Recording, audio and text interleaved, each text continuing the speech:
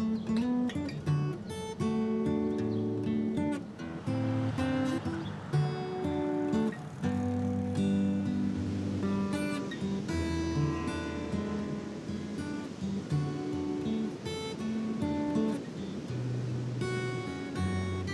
don't know, I talked to my parents and they've been to Port Stanley a few times before it actually looked here and they loved it. And I knew I wasn't much of a beach person, so I could have went, like a lot of people go to Grand Bend around here. It's another good beach town. But I was more or less looking for the fishing kind of side of things. And yeah, so that's kind of why I looked here. And it's really quiet. Like, you know, it's not that you're a young crowd. It's not going to be a lot of the party atmosphere, things like that. It's just laid back and a lot of relaxing time, so that's why I like it. Okay, sit, sit, sit. Yeah.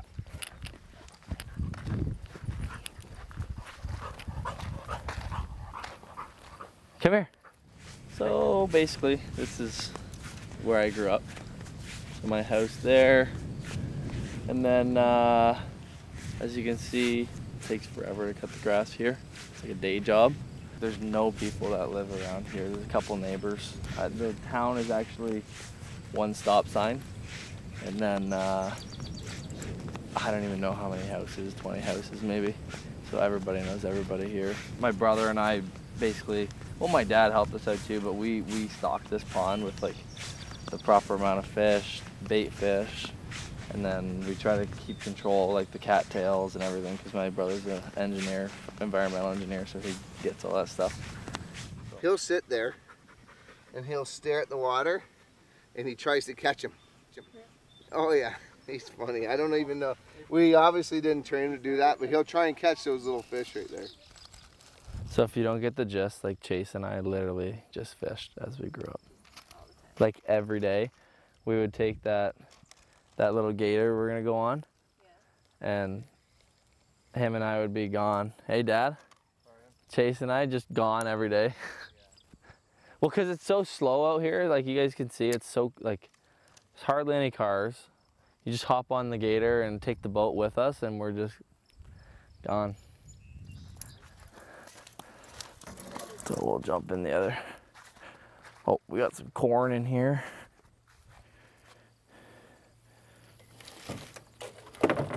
So this guy's a treat to start. We'll see if we can get her going.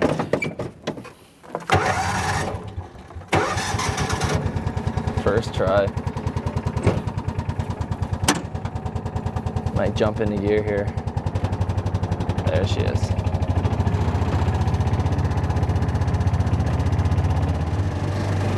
So basically, I grew up on this thing.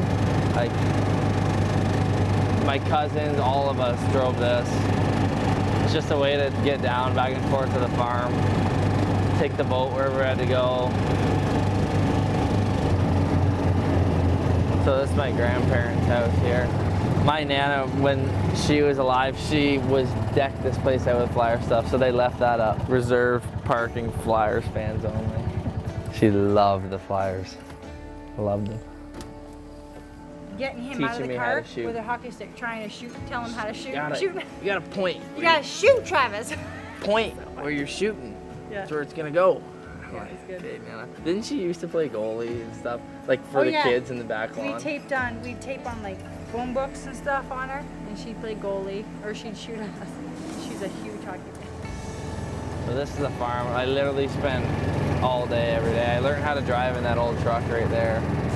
That little old beater over there. Oh, it's totally different than Philly. Like, it sucks when the season's done, but it's nice to come home. Hey, buddy. Oh, yeah. Oh, Murph, what's up? What's up? You saying hi? Lay down, Murph. Sit.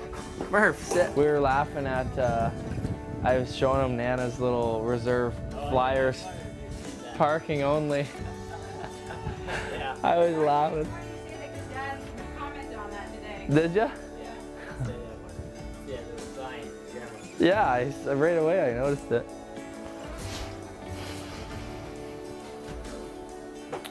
Then this is basically, I've kept this up since I moved out, but just all my medals over the years from soccer, baseball, hockey, trophies, and then all my jerseys here.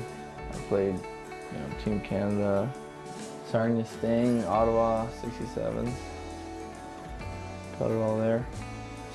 I think the coolest thing that I did is over the years, I didn't keep them all, but like right here, I've kept all my plane tickets for whatever reason, just from traveling for hockey. So like going overseas, flying to Philly, flying to Ottawa, wherever. For whatever reason, I collected them. And I just realized that the other day. I just kept shoving them in there, and it's pretty cool. I got a bunch of stuff. Oh. What am I doing? I don't know. Just throw it like normal. They run out of camera battery. Just chuck it. Go. Pull.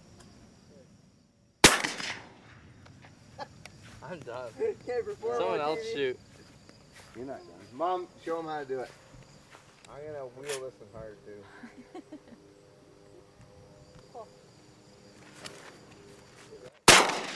Yeah, baby. Come on, go. I'm learning. Told you. That's, I don't know, maybe I'm doing that. Go ahead, pull. Bingo. The pressure's off, eh? It's like a 20-game goalless streak. Go. I'm usually heading into the gym around 8:30, 9 o'clock. And then,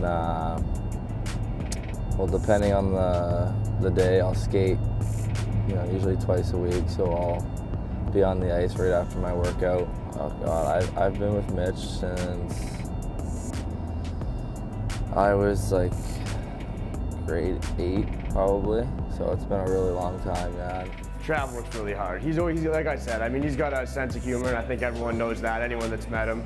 But when it comes to getting work done, he knows that, to be able to compete at the level he's at, and the whole way up, I mean, he knew that he had to work hard to get there, and he's always worked, very hard, yeah.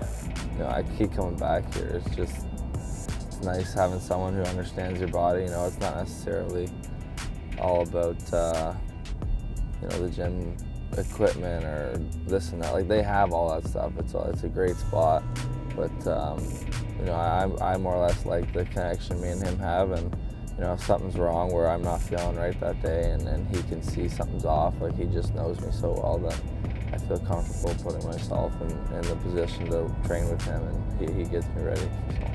So it's good. And then depending on the weather, I'm either rushing home to go fishing. After my first year with the Flyers, like me, my dad, and my brother had always dreamed about fishing on the lake because my dad grew up doing it. And he had a boat up until I was probably, I don't know, like 4 or 5. I don't even, because I hardly even remember being on the boat. It was that long ago.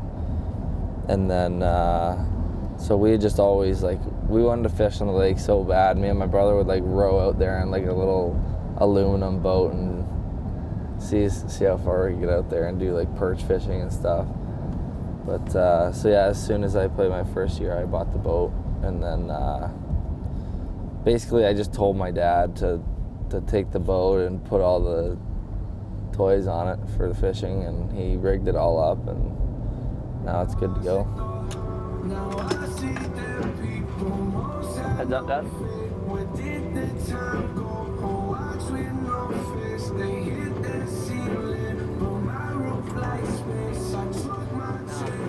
Depends. If it's flat and it's nice, we'll usually go out 15 miles. Yeah, 15 to 19. And then, I don't know, today we'll see how far we can get out if there's waves, and if we can't get out too far, then we'll go in a direction where we usually are trolling back towards home, so it's easier to get in. But it all depends, because it's tough, because sometimes where we want to fish, the wind doesn't cooperate, and it's tough to get out there.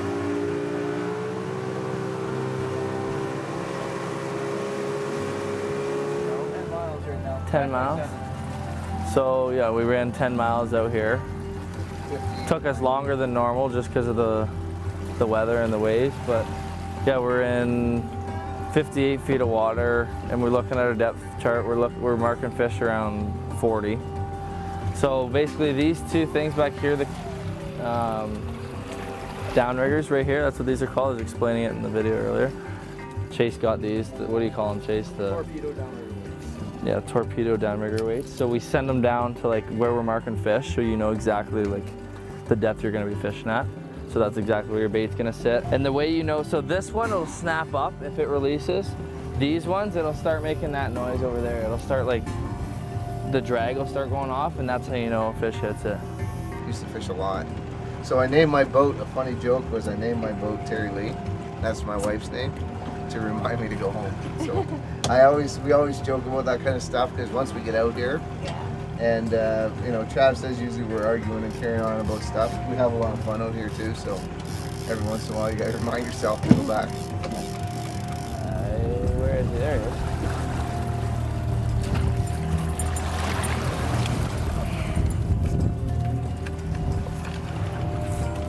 So there's a, look at that.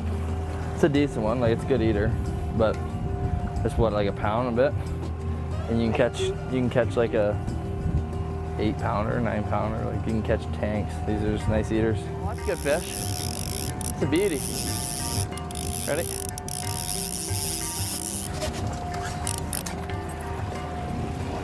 Tell me you just got him. You missed him on the first one, eh? He did a good one. There we go. He used one of them the other day. Jesus. That's what we're talking about right there, eh?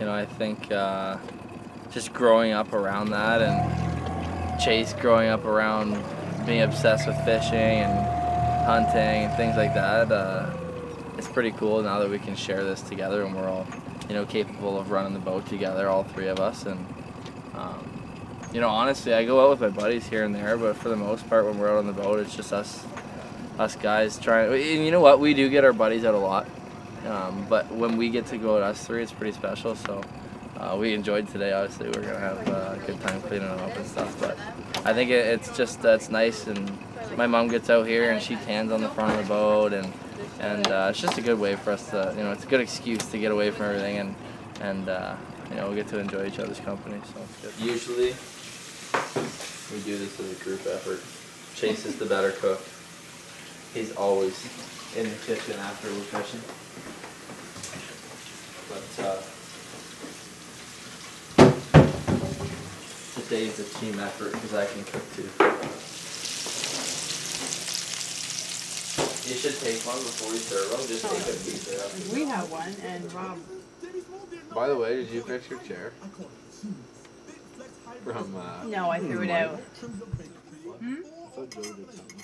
Oh, Joe took your case. Just relaxing. That's the main reason I like it. It's just very local. It reminds me of home. Like everyone knows each other. You know, you go into the coffee shop, you're recognized by the locals. You know them by the first name, and everyone just knows each other. So it's good. I'm thinking about buying, so I'll probably end up being here for a while. And yeah, no, it just feels like home. Whenever I come home from Philly, it just feels that's where I'm supposed to be at. So it's good.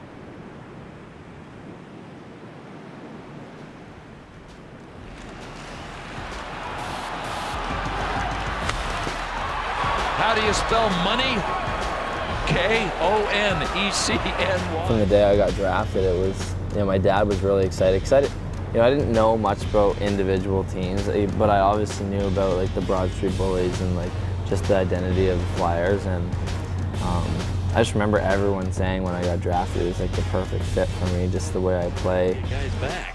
Here's Konechny up the left wing, cut into the middle, got free, took the shot, he scores! Oh, what a play by Travis Konechny! Might have been the best individual effort of the year. We have a chance at being like really good, and you know, all of our vet players are like in their prime, right? They're doing really well, and young guys, including me, like going into our third season, some guys their second season, like, you know, you need experience like that. So I can see why everyone's excited, because we're all excited too. Like, you know, we're not going to say this is what's going to happen. We're going to, you know, win this amount of games, but I think like we have a really good chance at doing, you know, some good damage this year. Like we're a fun team. We have good chemistry, and it's important when you build like that, because it's hard for some people to understand, like, you know, we have all this talent, why can't we win right away? But it takes time for everyone to build together and gel together, and I think that's what, you know, the coaching staff and the management understands, is we need time to gel and get used to each other and, you know, build that team. You try not to mess with it, you just try to build it over a couple of years.